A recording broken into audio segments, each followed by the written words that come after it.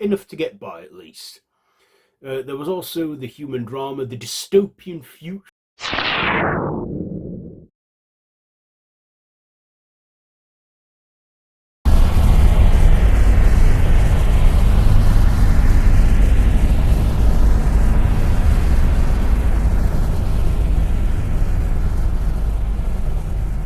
Why, hello there YouTube, and welcome back to Freaky Future Month 2.0. So yeah, we're on our third one now, and today I'm reviewing Conquest of the Planet of the Apes. Yeah, the fourth installment in the Planet of the Apes franchise. So back in January of this year, during the first series, I reviewed the first three Planet of the Apes movies, and I thought I would carry on with that as well. So in this one, the year is 1991, which at the time when this film came out in 1972, it was the future for that. So over 30 years, a virus has come from space that has killed all the cats and dogs in the world, and people have took apes in as household pets, but they've evolved and gotten smarter, and they then made them into a slave trade.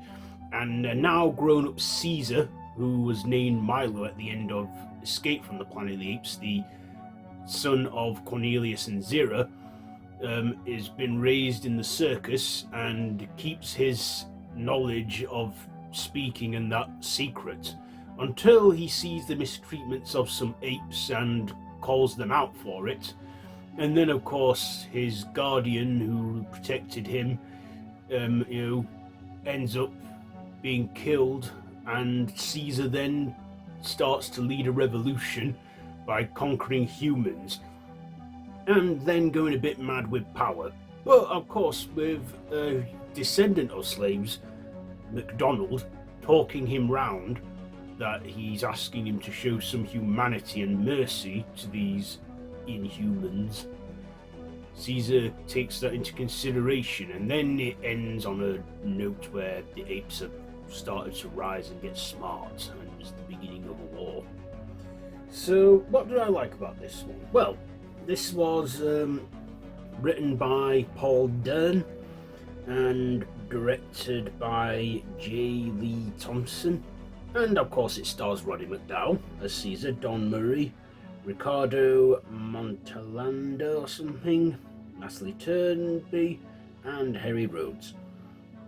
So first of all, Roddy McDowell returned again for the third time in the franchise. He was absent from the second movie, but yeah, this time playing the son of his character Cornelius. And Roddy McDowell does a great performance in all that ape makeup. I think at this point he was kind of experienced in this, so he kind of took the lead in this one. And for the rest of the makeup effects on all the apes, they look good and basic and good for the time and stuff, good makeup and that.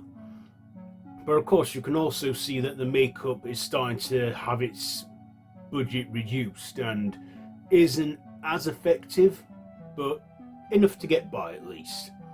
There was also the human drama, the dystopian future that it showed, 20 years down the line from, thinking, is this what it's going to be like 20 years from now in 1991?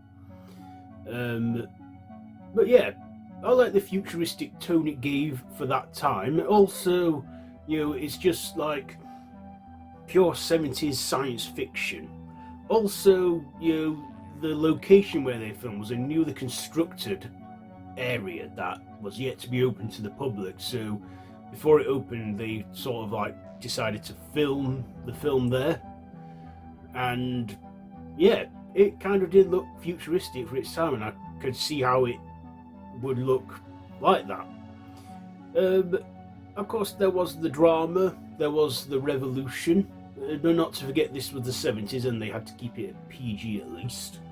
And this film runs for about 88 minutes, so just under an hour and a half, which I thought was good, not too long to sit through and that, and is one of the best ones. In fact, you can see that this is sort of what would become the blueprints for the later films such as Rise of the Planet of the Apes, and we would have an alternate Caesar, lead them first 3 films in like the reboots of the Planet of the Apes movies.